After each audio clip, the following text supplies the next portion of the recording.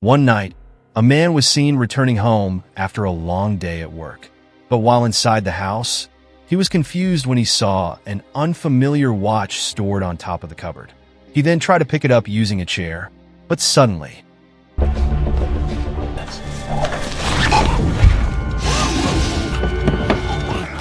hitman named Mike immediately strangled him using a rope to death and disguised his death as if the target ended his own life. Who I am! Don't do this! Yeah, I know you are, mate. That's it, let it out.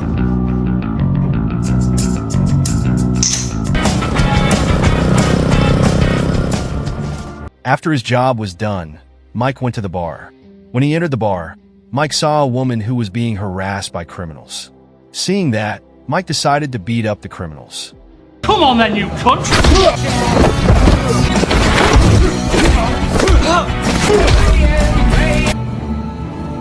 Cheers, love. Satisfied with beating the criminals, he went to another bar where the hitmen gathered. The bar is run by Ray, a former mobster and teacher who trained Mike to be a professional killer. Ray, long retired, built a hitman service organization. There, Ray also recruits sadistic killers from various regions. Among them was a brutal man named Cliff, who used a large axe to chop his victims to pieces. For his style these days, except for the odd example killing. There is also Pete, a poison expert who kills his targets using chemicals. Although he looks like a freak, Pete is the most skilled assassin because any target he kills will not realize that he has been poisoned. Next, there are two former special forces turned hitmen named Mick and Mac. They are former soldiers who served in Afghanistan to defeat the enemy. Next is a female samurai expert named Jane and is a former soldier from the United States. The honey trap killing machine. Next, there is Fred, a fat man who kills his victims with his own modified tools, such as a microwave that is turned into a bomb or poison gas to kill his victims. Fred's invention is a complete scandal. He came up with an ingenious way to... The last member is an old man named Milton. He is the liaison between clients and members and distributes the earnings to the hitman. Meanwhile, Mike himself is the hitman who specializes in manipulating the deaths of his targets as if they died by accident. Ray's own group has strict rules, such as the prohibition of killing fellow members and the prohibition of finding out the identity of clients who hire their services. If these rules are broken, the hitman will immediately execute the culprit. Shortly after being introduced to the members, Milton invited Mike for a one-on-one talk. He urged Mike to complete the unfinished mission immediately, as the client wanted his target dead. The next day, Mike was ready with his gun on the roof of a building when the target was seen not far from his calculated position. When the car passes, Mike immediately shoots the car's tires with a special projectile, causing the driver to lose control and crash.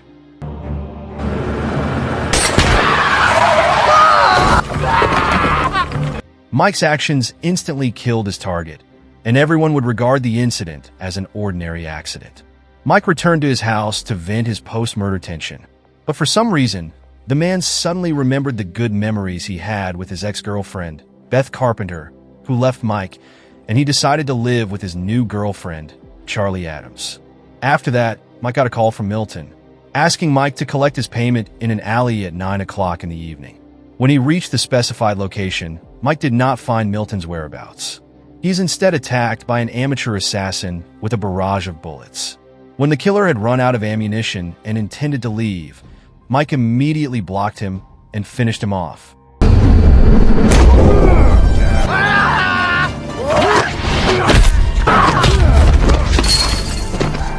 You're a disgrace to my profession. I don't want to know anything. Not long after, Mike received a message from Charlie informing him that Beth had died. The next day, Mike attends Beth's funeral, but only sees her from a distance.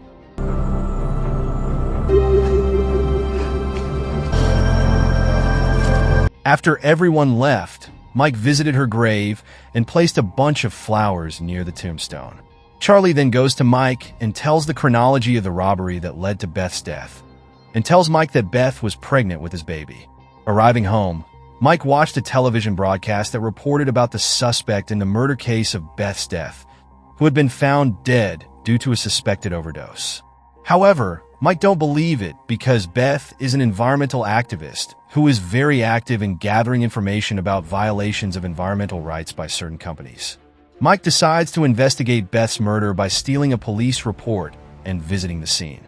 At the location, Mike tries to reimagine the chronology of Beth's murder, referring to the data written in the police report. However, Mike found an oddity in the type of sedative found in the victim's blood, where high doses of sedatives like that were only given to someone who experienced excessive phobias while on a plane. While Mike knew for sure that Beth was not afraid of flying at all, Mike finally realized that Beth's murder was carried out by professional killers, not junkies. The man deduces that Mick and Mac are responsible for Beth's death, as they specialize in disguising murders as random street crimes. You don't look too happy, Mike. What's up? Why don't you take a wild guess? Mike then goes to where Mick and Mac practice Taekwondo and confronts them, accusing them of being Beth's killers, but both deny the accusations. Mike then informed that Beth was pregnant, so she would not use high doses of sedatives because it would harm the fetus. We were doing our jobs just like you done 100 times before.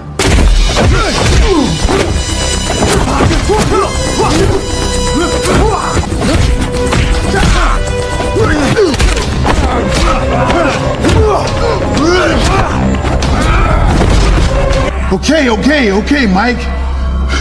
It's a big fucking deal, man. Why do you care so goddamn much? Finally, Mick and Mac admit that they have killed Beth and say that it's just part of the job. They don't know the identity of the client who wants Beth dead. Even though he already knows that Mick and Mac are just doing their job, Mike still beats up his two comrades. After being pressed further by Mike, the two then said that Milton might know the identity of the client. Mike immediately returns to the Oasis and meets Big Ray, who reminds Mike to never get emotionally involved in his work, and says that Mick and Mac are just doing their job without any grudges or any specific purpose outside of their business. But Mike insisted he want revenge. An angry Big Ray then told Mike to cool his head and not get carried away with emotions. I got a job to do and they fucking did it. All right, no questions asked. Milton asked him to take out Beth. Why the fuck did no one consult me about this? The man then pointed a gun at Mike and told him to get out of there. Mike left, but remained determined to avenge the death of the woman he still loved with all his heart. His feud with Big Ray makes Mike reminisce about his past when he first met him. Mike, who was 15 years old, worked as a newsboy and was constantly bullied by the thugs. Yeah, I would call it getting the shit kicked out of you by a gang of little...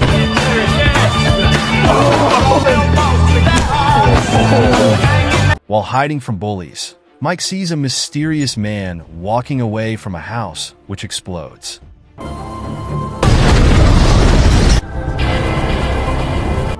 After recording all the killings committed by the man, who was none other than Big Ray, and spying on him for weeks, Mike ventured to Big Ray and showed all the footage to the man.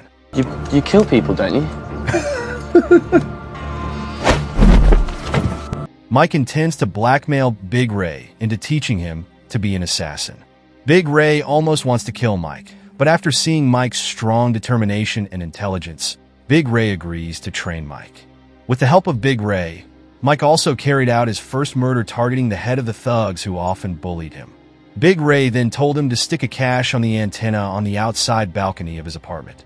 When the target tried to take the money, Mike, who was hiding in his room, then pushed him until he fell from a height and died instantly. It was now or never. Big Ray then says that he has evidence against Mike in the murder and warns Mike never to betray him. After that, Big Ray taught Mike what he needed to become a professional assassin and become a father figure to Mike. Suffocating is up fucking underpants. Over the next few years, Big Ray taught me everything I needed to know about the dark arts of his murder methods. And he trained me in martial arts. Taekwondo, karate, kung fu, eskrima, muay thai, you name it, we practiced it. Long-range weapons, short-range weapons, all sorts of weapons. Tough on me, yeah, that's for sure. But iron sharpens iron, and now I'm as tough as nails. Big Ray then set 3 important rules in the profession of an assassin. namely never to get angry, never get emotional, and never get caught, which 2 of the 3 rules have now been violated by Mike. Turning to the present, Mike goes to Charlie's place and tells her that Beth's activities as an environmental activist might trigger the anger of certain parties. So they decided to get rid of Beth. However, Charlie doesn't seem to believe Mike's words, especially after he says that Beth was killed by professional assassins. Before Mike could explain further to Charlie, Cliff suddenly barged in and tried to attack her with his axe.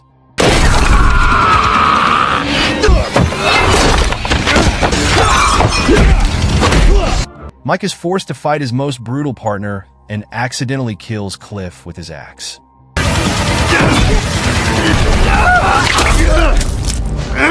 Who sent you to take me out? I didn't even know you was here, mate. After learning that Charlie is also their target, Mike also urges Charlie to reveal all the information she knows about Beth's recent activities. She also reveals that Beth is involved in a feud with Pankit Petroleum, a corrupt oil company that wants to drill for oil in the North Sea, which Beth strongly opposes as an activist who fights for environmental sustainability. Mike then asks Charlie to find information about the oil company, while he will track down Milton's whereabouts.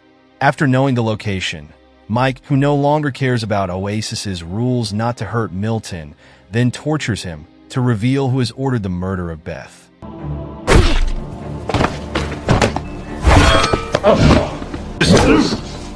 Jesus Christ, Mikey, stop it! But the fact that you knew her here, Poppycock! I want to know who paid for the hit on my Beth, and why he took the fucking job in the first place. Milton then revealed that the person who had ordered the murder of Beth was a man named Leonard Kent. You down, and he will tell. Mike immediately called Charlie and arranged a meeting as soon as possible. Meanwhile, at the Oasis, Big Ray and the others gathered to discuss about Mike, who they think has gone too far by killing Cliff, and decided to make other assassins to incapacitate Mike. After meeting with Mike, Charlie reveals that Beth has gathered information about Pankit Petroleum, a corrupt Indian oil company, provided by Archie Rudd, while Mike tells Charlie that the person who ordered Beth's murder was Leonard Kent, who works there. Mike immediately went to Kent's office and tortured him, threatening to throw him out the window so that Kent would reveal all the information about his involvement in Beth's murder. Hey, this is gonna fucking hurt. And I'm sure the old crooked suicidal accountant takes a swan dive act. Threatened by Mike, Kent is forced to reveal everything by handing over a recording containing another man's voice ordering Kent to kill Beth. Shortly after, Mick and Max suddenly enter and shoot them blindly. Kent was killed in the incident.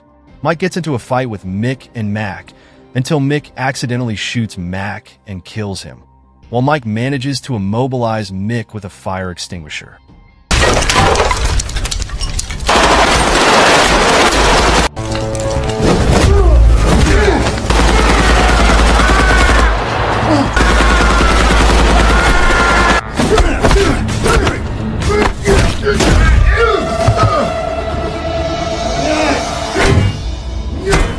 While trying to escape from there, Pete suddenly ambushes Mike outside the building. But Mike killed him easily using his own poison. Look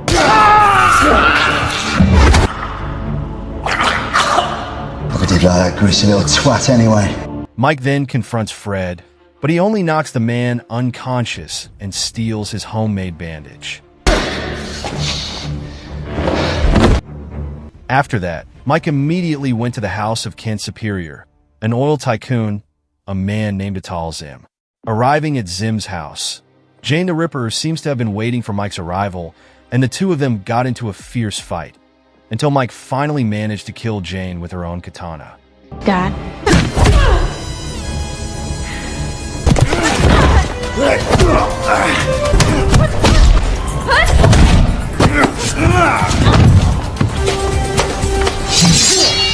They're the toast, Michael. And if you're lucky, I'll let you lick the knife.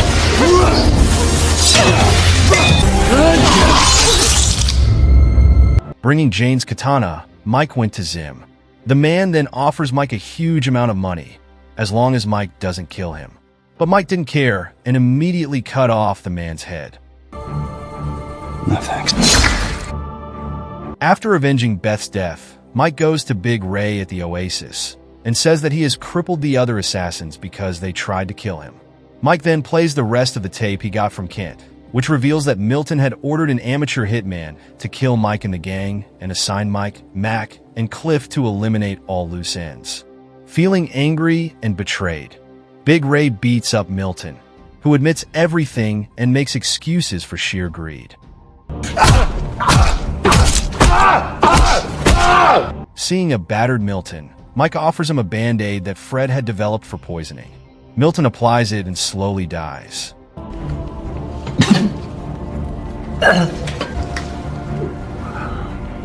Big Ray then pointed a gun at Mike and threatened to shoot him. But Mike is sure that Big Ray won't shoot him, and surely enough, he don't have the heart to do it because he always thought of Mike as his own son. Big Ray allows Mike to leave, but warns him to never return to the Oasis. Mike leaves and vows to protect the city as a vigilante. The film ends,